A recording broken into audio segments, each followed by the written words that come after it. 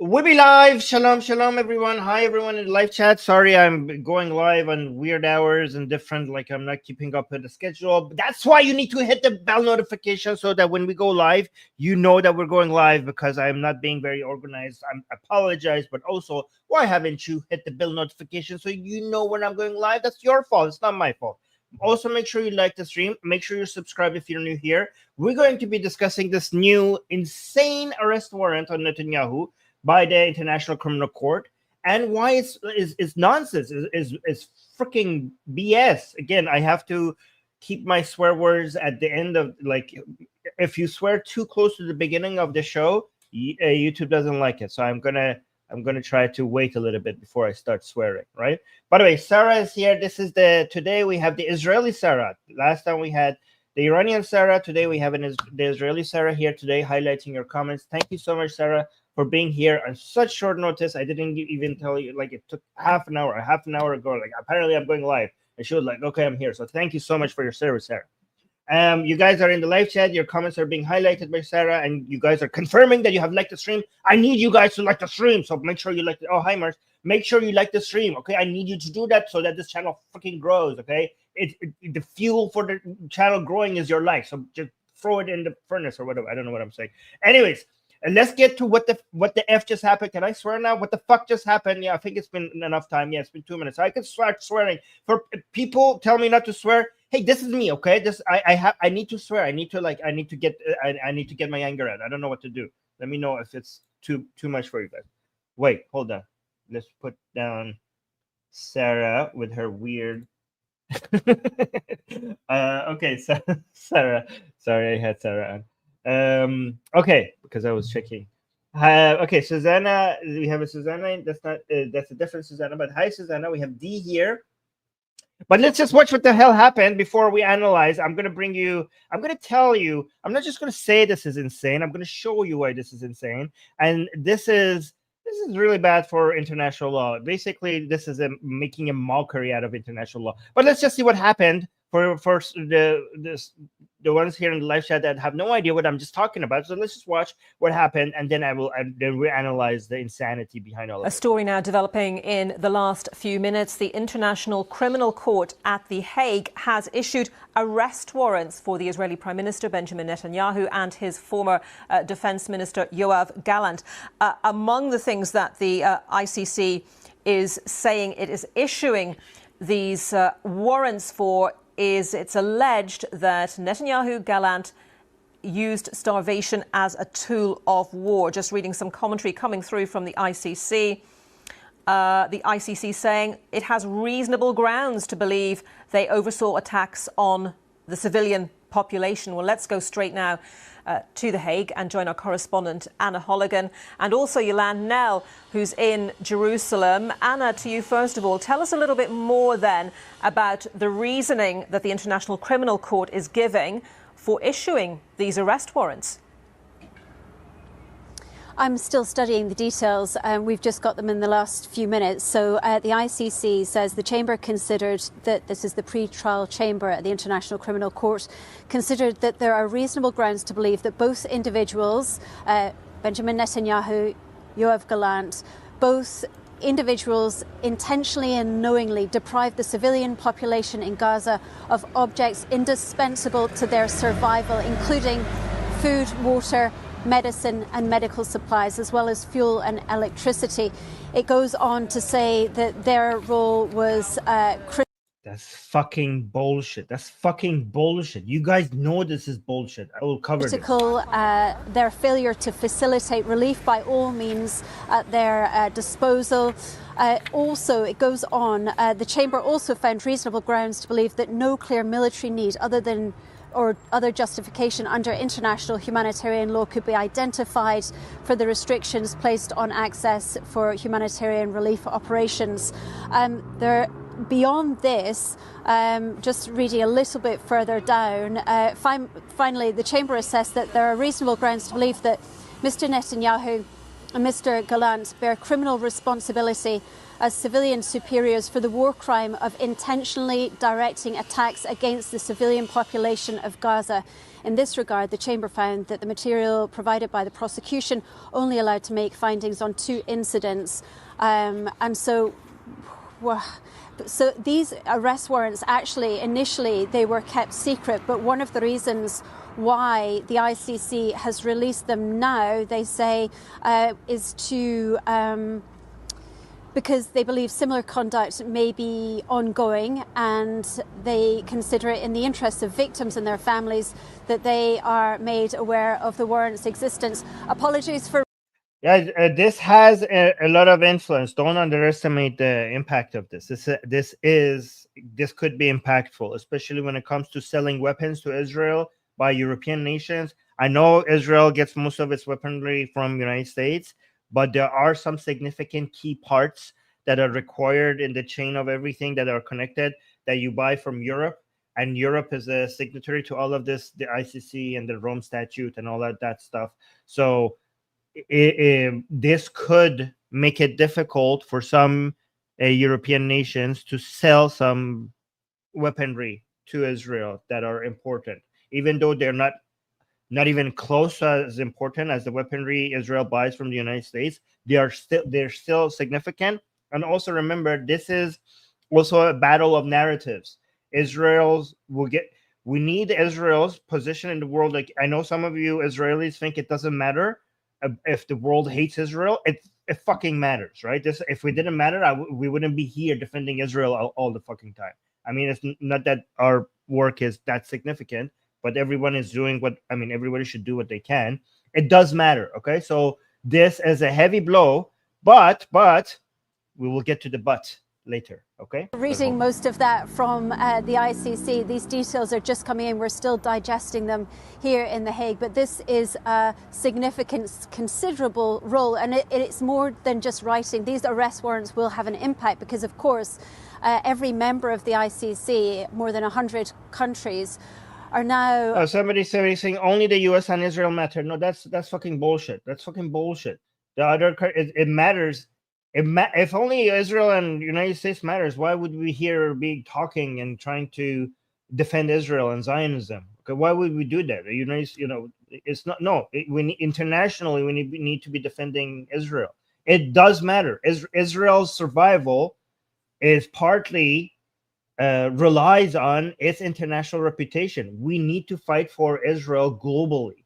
Its reputation, okay? And this is a heavy hit. Obliged to arrest both of these individuals, Benjamin Netanyahu, Yoav Gallant, if they set foot on their territory. That is one of the requirements of countries signed up to the ICC. So this will have an impact on potentially the movement of both of these individuals.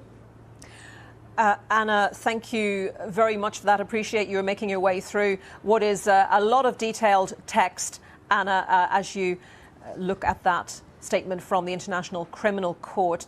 And we're going to cross now to Jerusalem. Our correspondent, Yolande Nell, is there. We're also seeing this is from the former Israeli Prime Minister Naftali Bennett, who says the ICC arrest warrants are a mark of shame for the ICC. I am suspecting... Yeah, we need to make this be a bigger blow to the ICC than whatever blow it is to Israel and Netanyahu, right? So the ICC, it's a failed institution. We should, I'm in favor of international law, okay? But when international law gets insane, when any international body that tries to maintain international law, when it makes a mockery out of international law, it needs to go extinct so that it could be replaced by something else when it shows itself to be this useless. So we need to I want you to pay very close attention to this, okay? Because being anti the International Criminal Court is actually, in my opinion, a position in favor of international law. Because if the bodies responsible for maintaining international law are being insane, then they need to go the way of the dodo so that they could be replaced by something better over the long term. Okay, remember, international law, it's a new thing. Okay, ever since World War I and World War II, this is like, we haven't had this for most of human civilization. So, you know, it comes and it goes, and then it adapts. Eventually, we need something, and having protocols and standards globally for everybody to abide by. That, in theory, is a fucking great thing. We need that for growth, for prosperity, for stability, for trade, right? But so somebody thinks that if I am anti-ICC, that means that I do not like international law. I fucking love international law. This is why these bodies like this need to be attacked so we could get better international law. Okay, so this is not a position against international law. Please understand that. Oh, thank you, Susanna, for the super chat with no comments. Appreciate that. Guys, by the way, I do read the super chats when I in between my commentary and my rage. Yolande, that it's probably way too early to get any feedback or any commentary reaction from there in Jerusalem. If you have some, please do tell us. The other thing I want to ask you about, of course, is the news from hospital officials in the north of Gaza saying many people have been killed in the latest. Okay, so let's go to United States reaction. United States had a based reaction, so let's watch the U.S. reaction to this, and then we go to Mehdi Hassan's reaction, and then Sherelle sent me this document that I will go over with you guys, and then we will look at the evidence, and then I will also make a few things clear for you guys, so at least the people who follow this channel are better equipped to go and respond to the bullshit out there against Israel. All right, so let's watch what the U.S. take. Let me just say, because this is the first time I've had an opportunity to speak to this at the podium, so let me just say more broadly that we fundamentally reject the court's decision to issue arrest warrants for senior Israel officials. We remain deeply concerned by the prosecutor's rush to seek arrest warrants and the troubling process errors that led to this decision. The United States has been clear that the ICC does not have jurisdiction over this matter. You've heard us say this before. So I don't like that. It's not just jurisdiction, because the ICC said, like, oh, we actually do have jurisdiction. We have jurisdiction. We might not have jurisdiction in Palestine, but we have jurisdiction. Sorry, we don't have jurisdiction in Israel, but we do have jurisdiction in Palestine. That's the excuse they make, right? So the point that you should say is, like, your evidence fucking sucks. Like, I could show you how easily everything they're claiming can be dismantled. Like, it's insane. But let her finish. Whatever this prosecutor might imply, there is no evidence, none, between Israel and Hamas. There's just none. In court. Yeah, they actually put. By the way, they put Netanyahu and Gallant and Zaif as the people who have their arrest warrant for.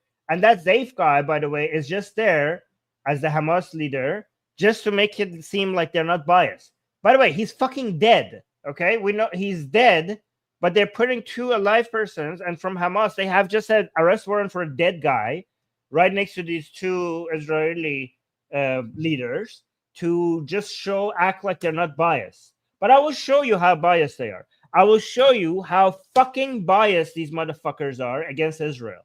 But wait, Jack is saying, who are the people working at the ICC? Why do they want to issue arrest warrant? What is their motive? The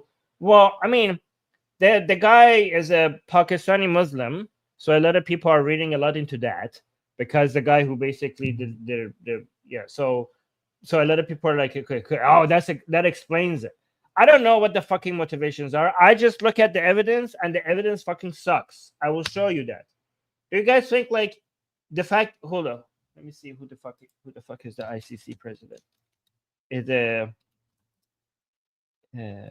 I think a lot of people are making a lot out of the fact. Well, no, it's not. The person that gave the charge was a Pakistani. Okay, I will look into that and I will tell you, because I saw a lot of people commenting on that.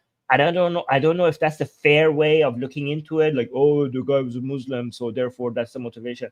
I don't know. Do you want me to look into that? I'm just going to look at the evidence. Coordination with partners, including Israel, we are discussing certainly those next steps, what that's going to look like. And to your question about sanctions, that's basically kind of just answered it in that last part of what I said. We're in consultation with our partners and also, which include Israel, about our next steps. We fundamentally reject that the ICC has jurisdiction over the situation. And so that's something that we've been pretty clear about, and we'll continue to do so. All right, so I'm going to investigate all of these things while okay, so let's see what Mehdi Hassan has to say about this. Hold on. Okay, let's see. He's saying, oh, this is not, because Bibi Netanyahu came out and said that this is anti-Semitic, which I agree, but Mehdi Hassan wanted to respond to that. But also, let me check if this is right or not. Okay, okay. Is Karim Ahmad Khan? Okay, so the International Criminal Court prosecutor responsible for seeking arrest warrants against Israeli Prime Minister Benjamin Netanyahu and others is Karim Ahmad Khan. He is a British lawyer of Pakistani descent and a practicing Muslim. So a lot of people, what do you guys think? A lot of people are saying, I see what's happening here. I don't know if that's a fair way of, I don't think that's a fair way of analyzing these things. But let's see what Mehdi Hassan has to say. After months and months of waiting, the International Criminal Court has finally issued arrest warrants for Benjamin Netanyahu, Prime Minister of Israel, Yoav Gallant, former Israeli Defense Minister, and Hamas commander Mohammed Daif. They're accused of serious crimes, war crimes, crimes against humanity. This is a big deal, and the Israelis are already screaming it's anti-Israel. This is anti-Semitic, which is BS for a number of reasons. But the main reason is this. When International Criminal Court Chief Prosecutor Karim Khan first requested arrest warrants, he checked with 6 legal experts who all agreed that there was a criminal case against Netanyahu. One of them was this guy, Theodore. Wait, hold it. Financial Times, why we support for crimes in Israel and Gaza. Oh, so you're saying anti-Semitism is more widespread than you realize? Like, oh, this is not anti-Semitism because other people agree with it. Oh yeah, there are more people biased against Israel than just this institution. That doesn't make it not anti-Semitic. What the fuck? That means anti-Semitism, the unfair standards against Israel, is just more widespread. That there was a criminal case against Netanyahu. One of them was this guy, Theodore Meron, 94-year-old Jewish Holocaust survivor. Oh, look at this. When they guys, when we find ex-Muslims and Muslims or former Hamas people like Musab, for example, who agree with us against the crimes of the pro-Palestinian side and the Islamic Republic, you know what they call people like me, like an ex-Muslim? They call me like Uncle Tom or Porch. You know, I don't know if I can say this on YouTube, stuff like that, right? But they are so happy to when it's their turn, they're like, well, a Jewish person agreed with us, so it must be correct. You know, okay, well then if I find Muslims or ex-Muslims or Arabs or Iranians that agree with us, then we are fucking correct. Like, is that how it works? Jewish Holocaust survivor, former legal advisor to the Israeli Foreign Ministry, former Israeli ambassador to the United Nations. He is not anti-Semitic. He is not anti-Israel. In fact, he's a former judge on the International Criminal Tribunal for Rwanda. It is, guys, it is being anti-Israel, okay, and having unfair standards and biases against Israel is anti-Semitic, okay? Maybe either on purpose or in effect, okay? I'm not going to accuse everybody who is being unfair against Israel as being intentionally anti-Semitic, but at the end of the day, any position against, you know, the Israel's ability to defend itself makes life in the world harder for Jews. So in effect, it is anti-Semitic. And also the double standard that exists for Israel relative to every other fucking country. We have managed to exclude every factor except the Jew factor. So it's because it's Jewish. We have looked at every fucking different, like all other factors that could explain why people are unfair against, like, have different standards for Israel relative to other countries. And we have managed to, by a process of eliminating every possible, option, the only thing that was left was Jewness, the Jewishness of Israel. So that makes that double standard against Israel and anti-Semitic. That's the only thing is left. You see how I have good arguments for the claim that this is anti-Semitic? Some people say, like, oh, it's anti-Semitic. I'll tell you why it's anti-Semitic. I give you the reason. I take you through the steps for how to argue that this is anti-Semitic. But anyways, let's continue. And for Yugoslavia. The guy knows his stuff. He's a Jewish Holocaust survivor. And even he said there's a criminal case to be made against Benjamin Netanyahu. Okay, yeah. I found a guy that agrees with me. That might make it true. And oh, he's a Jew. Well, Mehdi Hassan, like, this is fucking bullshit. Do you know this? Do you know this is not evidence? Do you know finding somebody who agrees with you just because I could find you Muslims or Arabs who agree with me? What the fuck has that got to do with any? But is that fucking evidence? I'm fucking. These people have no standards. There's no standards. Anyways, speaking of people who agree with me, let me see what this is.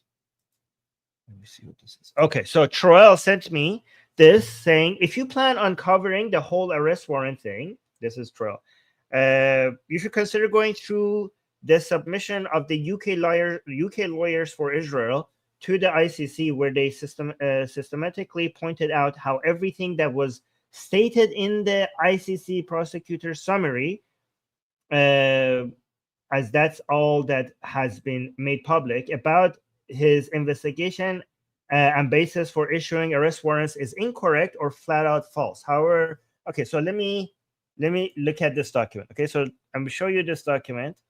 So it's a bit long, but I will just give you the summary and the points that they're making. Because remember, the main point that they're making was that starvation is being used as a weapon of war. Okay, so we have a whole bunch of lawyers here, that prepared this to submit to the International Criminal Court, and I will tell you what this is. Hold on. So this document is a response to the International Criminal Court's issuance of arrest warrants on November 21st, 2024 for Israel Prime Minister Benjamin Netanyahu and former Defense Minister Yoav Gallant. The ICC accuses them of war crimes and crimes against humanity related to military actions in Gaza following the October 7, 2023 Hamas attacks. The charges include using starvation as a method of warfare, murder, persecution, and targeting civilians.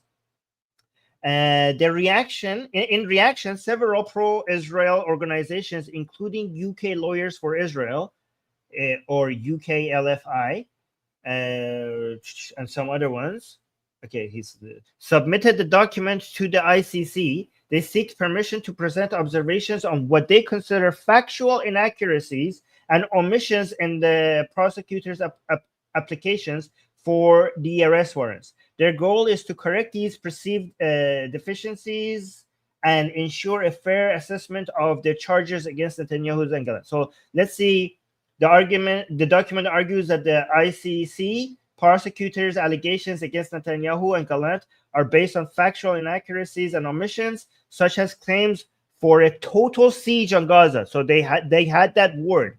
The ICC actually said a total siege. Fucking idiots. Total siege on Gaza, starvation, and attacks on civilians. It challenges the evidence's reliability and seeks to provide corrected observation to prevent unwarranted arrest warrants. So let's look at the evidence. The document provides evidence to counter the ICC's prosecutors' claims, including border crossing, detailed records showing border crossings on Rafah, Kerem, Shalom, Erez, and okay, I don't know if I'm pronouncing this. I just know mostly Rafah. Yeah, so these are the crossings. They were not fully closed, and humanitarian aid was regularly transferred despite some delays caused by external factors like Egypt decisions. Okay, so that was the border crossings. The water supply. Two of three water pipelines were damaged by Hamas attacks, not by Israeli actions. And one was reported. So, guys, these are responses These are all the responses these lawyers are that are being made in response to the evidence that the ICC has presented. Okay, so whatever the original was, this is the response to that. Two of three water pipelines were damaged by Hamas attacks, not by Israeli actions. By the way, guys, these are information that was readily available for the ICC, and they put the evidence that they put in their case is so easily dismantled. Like you could just, I could do it. You don't need a trained researcher to figure this out. This was so easy to dismantle. It's so insane that we have this world-renowned international,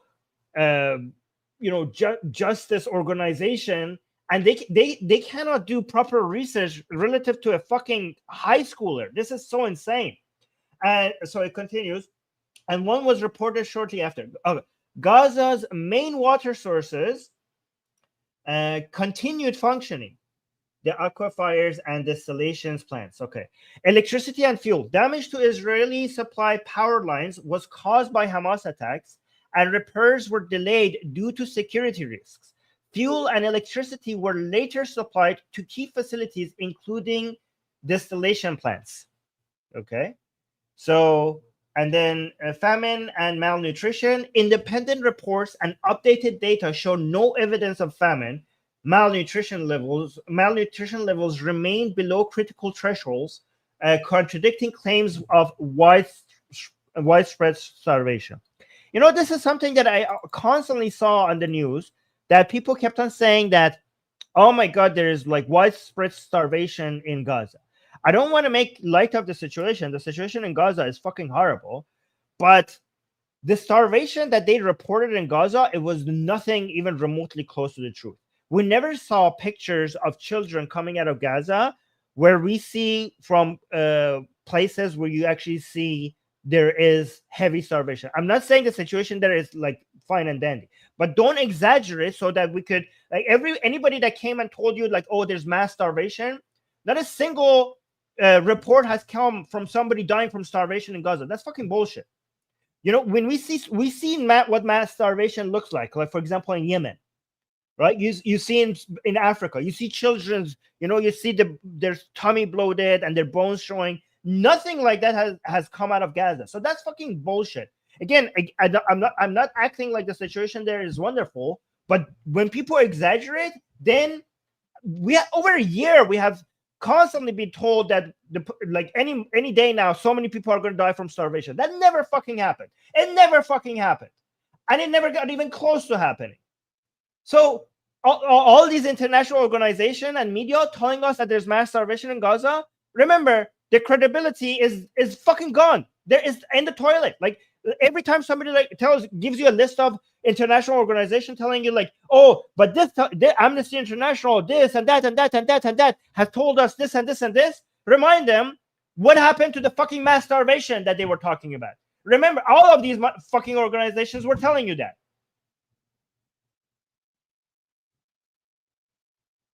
Okay, somebody was saying, what other army in the world has fed its enemy? Well, I mean, technically, Israel has done that. Israel seems to be the only one. Israel, I mean, the enemy is not the Palestinian people. The enemy is Hamas. Okay, but Israel has sometimes brought in aid, knowing that some of it gets to Hamas. So Israel apparently is the first one, the worst army in the most satanic, evil army in the world, is actually the first army in the world that actually actively sends food, water, and medicine, knowing that some of it is a large portion of it is going to get to the hands of Hamas. And they call it like, oh my God, so fucking evil. What? The reality is so fucking far from the way that people are portraying it. Sometimes I cannot believe that this is the world that we're living in, that this is the reality, and what is being reported is so far away from what the actual truth is. Anyways, let's continue. Attacks on civilians and aid workers. Incidents such as crowds looting aid or military responses to perceived threats were investigated and clarified as not targeting civilians or aid workers indiscriminately. misuse of aid, evidence of Hamas looting humanitarian supplies and using aid resources for military purposes, undermining claims that Israel deliberately obstructed aid. So actually, let's look at some of this is what these lawyers have been telling you, okay? This is what this letter is about, okay? But I went and tried to verify these, and this is the things that I have, okay? Okay. So the border crossings, that's actually true. I found that on Global News. The Rafah border between Egypt and Gaza was not entirely closed during the conflict. So remember, they call it an absolute like siege, like complete block off, which is bullshit. On October 21st, 2023, the crossing opened to allow humanitarian aid to Gaza, and then the Kerem, Shalom, and Erez crossings. These crossings were closed by Israel at the conflict's onset, but were reopened intermittently to facilitate aid deliveries. So remember, when they it's so easy to dismantle what they're saying because the ICC was calling this a total fucking siege. So I went and checked that. That's fucking bullshit. The water supply, I also went and checked that. Pipeline operations. Israel resumed water supply to southern Gaza. Let me actually make sure I'm live still. Okay, yes. Israel resumed water supply to southern Gaza on October 15, 2023, providing 600 cubic meters per hour, which was later increased to 1,200 cubic meters per hour. Guys, remember, this is insane. No army has ever done that. Like, oh, let's attack an area who has attacked us, but they're also providing 1,200. This is Israeli taxpayer money that is paying for the water of the place that the army is attacking. The Israeli taxpayers are basically gifting Gazans free fucking water because their own government cannot provide that for them. While they're attacking Gaza, they're providing water bought and paid for by the Israeli taxpayer. This is the worst genocide in history. Like Israelis, if you guys are trying to commit genocide, you suck at genocide. You Israelis suck at committing genocide. Never in history of genocides have the people of the side that is trying to commit genocide provided so much fucking water and food for the other side. You guys suck. You guys suck at genocide. What the fuck? Guys, this is insane. This is so fucking stupid. Like, what the hell is happening? This is our international courts? Fuck this shit. Oh, yeah.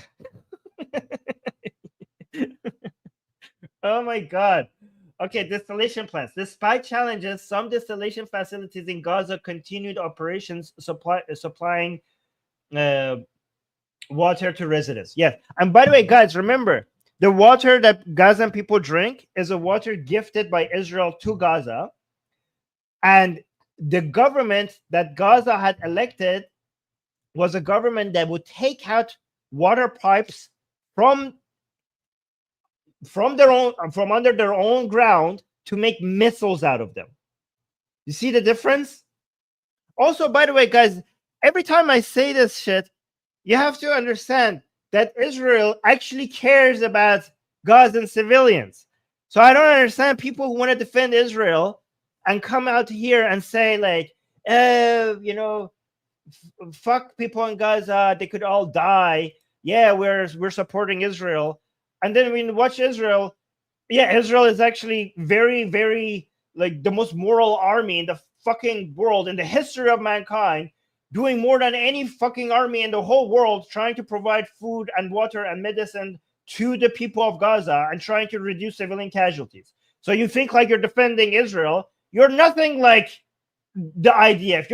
Your moral standards is not in line with the IDF. The IDF actually cares about reducing civilian casualties and doing the right thing. All right, so let's continue. Electricity and fuel.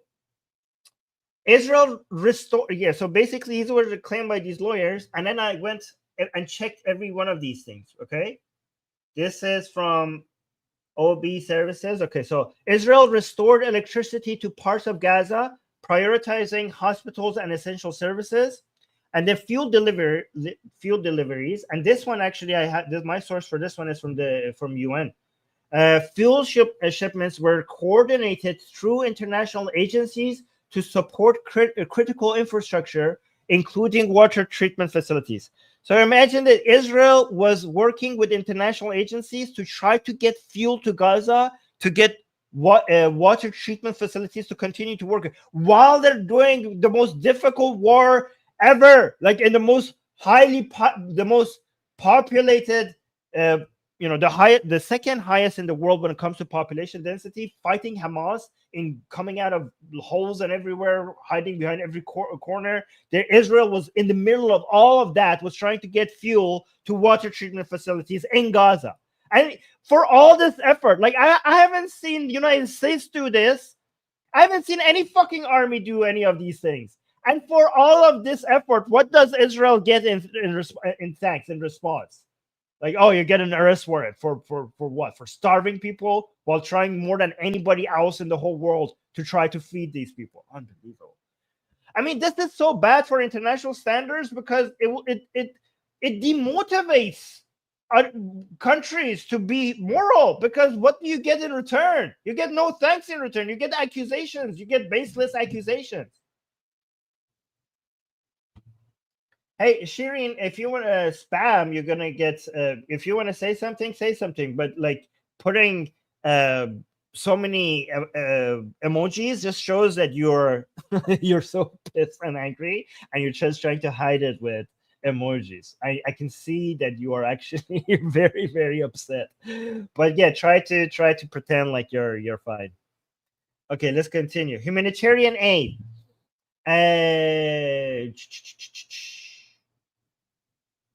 Oh wait, yeah. By the way, guys, if somebody just spams the chat with just the same thing, Sarah, just please put them on timeout because they're making it.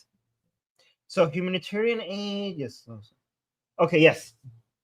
Aid deliveries, multiple convoys, guys. By the way, everything I say, okay, is based. You could go look this up. People who are so anti-Semitic and anti-Israeli in the live chat, they cannot believe the things that I'm saying. They cannot believe that Israel is actually doing the right thing. They cannot believe that the IDF is actually the most moral army in the whole world by a huge standard. Even United States Army doesn't even come close, right? Because they have been so brainwashed to think that Israel is just pure evil. They wouldn't even spend 5 minutes to go double check everything I'm saying. Everything I'm saying is so easily accessible and so it's all there. You don't need to be a research expert to double check these things. Just look up everything I'm telling you. Just go do some research. It's embarrassing. It's embarrassing. You're brainwashed to the point that you consider it so obvious that Israel has not done these things that you don't even think that it's worth your time.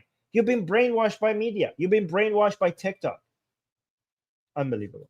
Anyways, humanitarian aid deliveries. Multiple convoys carrying food, water, and medical supplies entered Gaza through the Rafah crossing, with international oversight ensuring this distribution to civilians. International coordinations. The United Nations and other organizations facilitated aid flows, working with both Israeli and Egyptian authorities to address humanitarian needs, yes, and civilian casualties.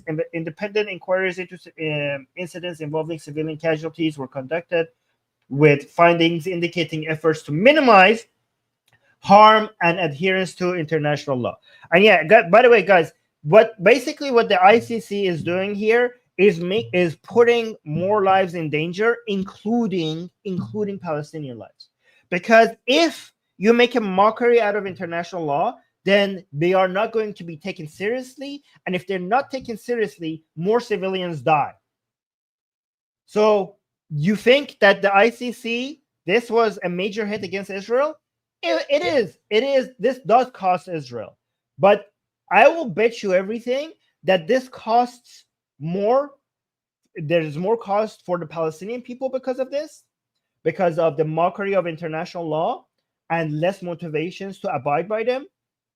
The main people who will be hurt by this are the Palestinian people and other people in the world, in war zones, right? But the main body that is going to pay the heaviest price for this is the ICC, because their legitimacy is, guys, this is why I think United States and the world markets right now as we speak is our greatest hope for stability and bringing some standards and some peace and stability to the world, because these international institutions are fucking becoming more and more useless by every month, right? Anyways, let me actually make sure that you guys understand something here. Let me see. Oh yeah, first of all, before I do that, let me also read this to you guys, okay? Because somebody, let me see.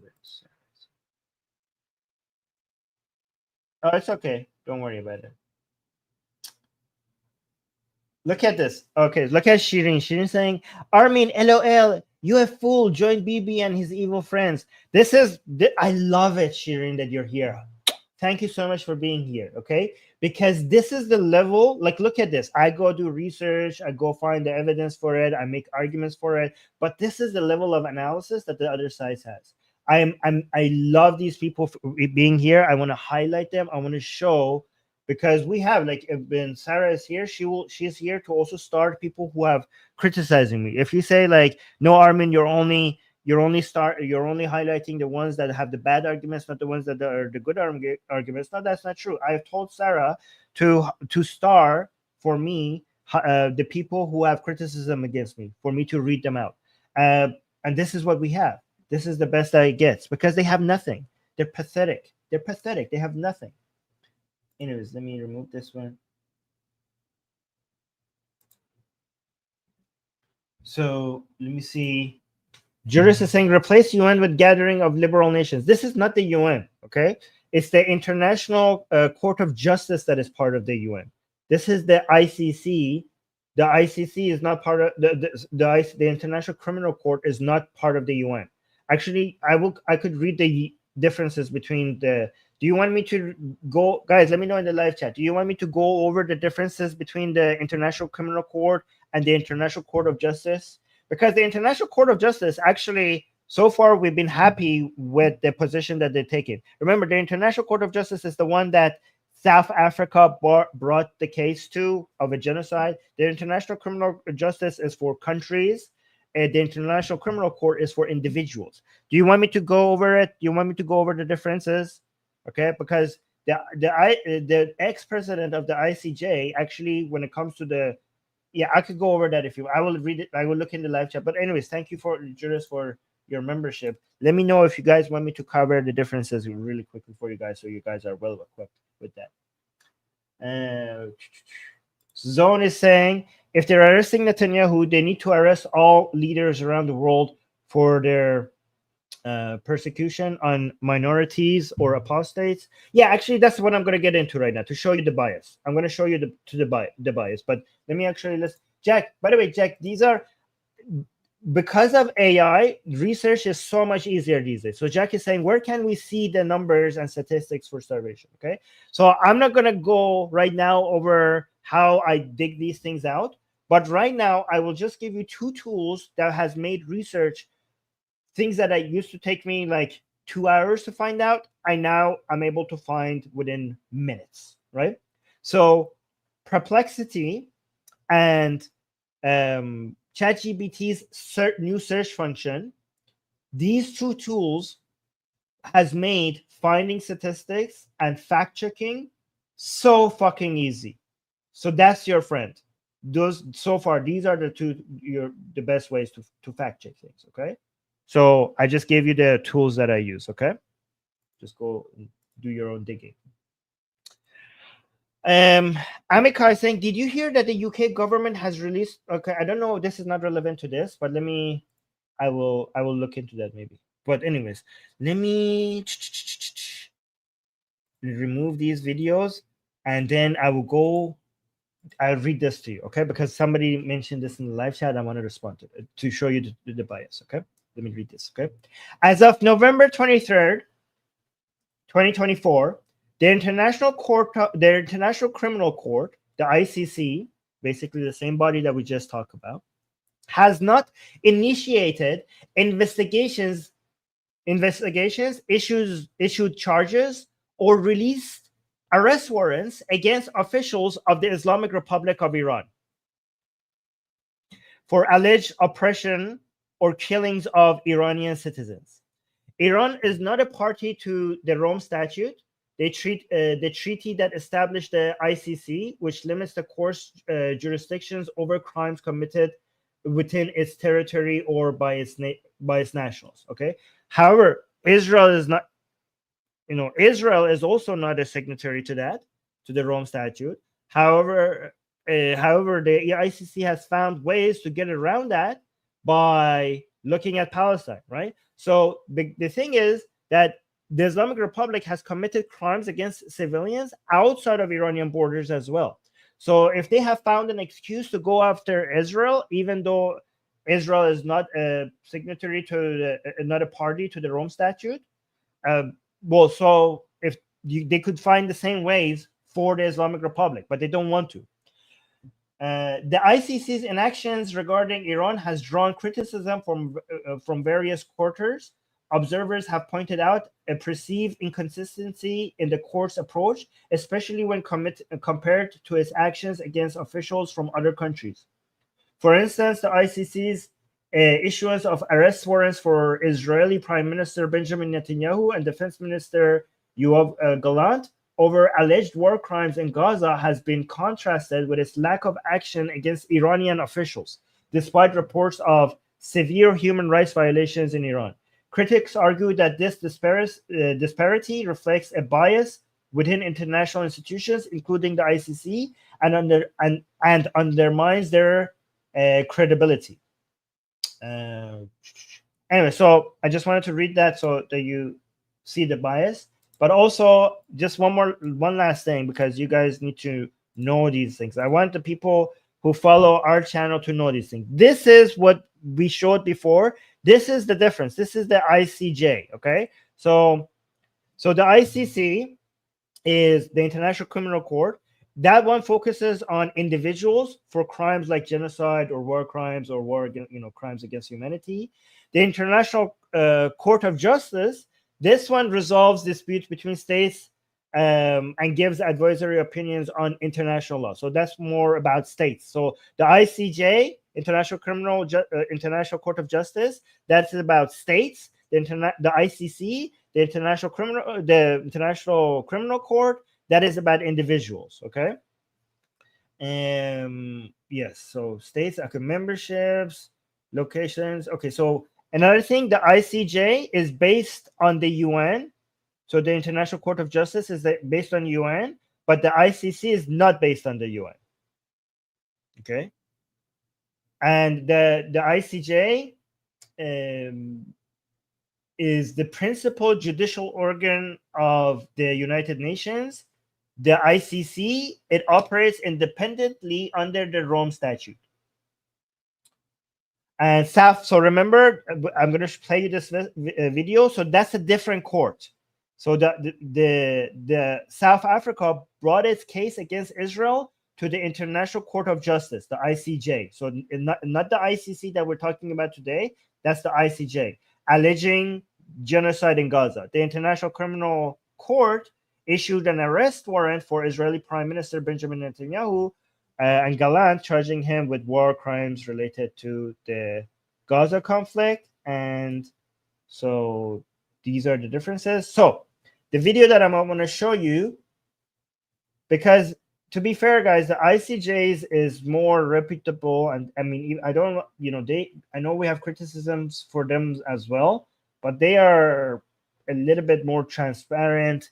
They have more standardized ways to do their things, and they are a bit less biased. Okay, so the ICJ is less biased, and this is what I want to show you. This is in a recent interview with BBC's Hard Talk.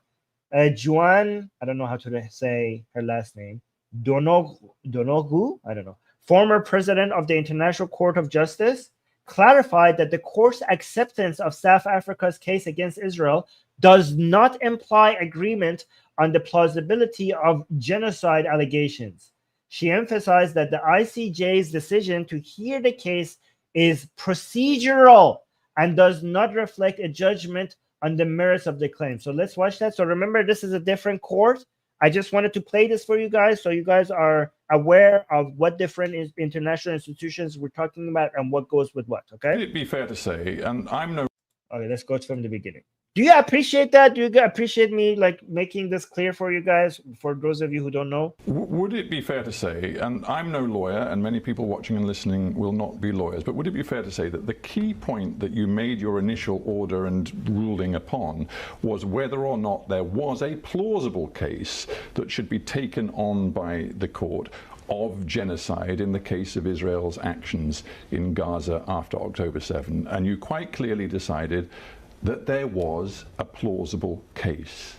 Is it right to say that's at the heart of what you decided?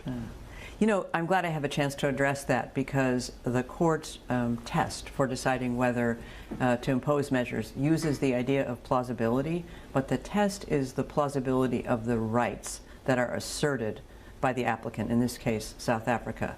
So the court decided that the Palestinians had a plausible right to be protected from genocide, and that South Africa had the right to present that claim in the court. It then looked at the facts as well, but it did not decide, and this is something where I'm correcting what's often said in the media, it didn't decide that the claim of genocide was plausible. It did emphasize in the order that there was a risk of irreparable harm to the Palestinian right to be protected from genocide. But the shorthand that often appears, which is that there's a plausible case of genocide, isn't what the court decided. So guys, make sure you send this part to as many people who think like, oh, well, Armin, you don't believe that this was a genocide? The International Court of Justice said it was a genocide. No, it fucking did it, you fucking idiots. You fucking idiots, it did not. So make sure you send. Also, Mehdi Hassan claims that as well. Like, oh, yeah, it's genocide. The International Court of Justice said so.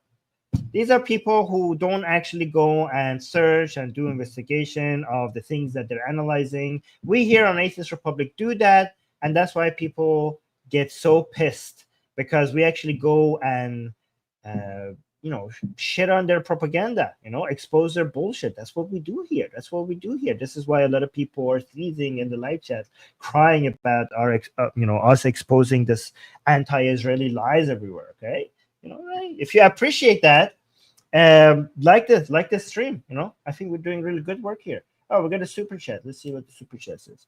Angry Keyboard Warrior saying, how come ICC didn't charge Hamas leaders with using human shields? Article, oh yeah, okay, fighting without uniforms, hijacking humanitarian aid. Okay, so they did pick one Hamas leader and they picked a dead one. So they charged 3 people, 2 Israeli leaders and 1 Hamas leader, to act like they're being unbiased. And the Hamas leader that they picked to charge to file an arrest warrant for is a one that has already died.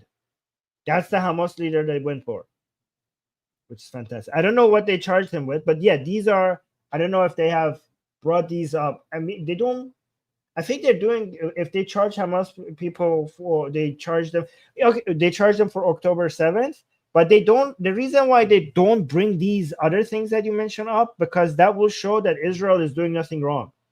If they say that Hamas leaders are using human shields, if they say Hamas soldiers are fighting without uniforms, by the way, if you fight without uniforms, then every civilian death on your side is not the fault of the side that is attacking. This is, in international laws, if you're fighting without uniforms, then the civilian casualties on your side is your fault. And that's also against international law. And hijacking humanitarian aids. Yeah, they don't bring these up. Like, even if they accuse Hamas, they accuse them of trying to commit, committing genocide on October 7th, but not these things, because this will mean that Israel cannot be condemned for anything, because this would justify everything Israel is doing on the other side. Anyways, this was insane. And we need more people to know. Guys, look at this. In less than 1 hour, I fucking dismantled this whole thing. I showed you what's happening. I showed you the evidence. I told you how to go dig these things out. I told you what to look for. I told you the counter arguments. Now you're all prepared here to go fight all these fucking anti-Israeli idiots. Oh yeah. Well, thank you. You're welcome. You're welcome. Make sure you like the stream. Make sure you subscribe to this channel. Make sure you hit the bell notification, because these days I'm going live on times that I don't even know when I'm going to go live. So to make sure that you're here when I go live, you need to hit the bell notification. If you're watching us on Twitter, as a lot of people are watching us on Twitter, yeah, most people are actually watching us on Twitter. Hop over on YouTube, Atheist Republic on YouTube, and subscribe to Atheist Republic on YouTube. And also, guys, leave comments under this video once this is over. Your comments fuel the algorithm gods, the gods of YouTube. They want your comments. They want your likes. Okay, that's what they want. That's the sacrifice. You know, at our temple, you know, other people, you know, they sacrifice sheep or whatever, or cows or camels.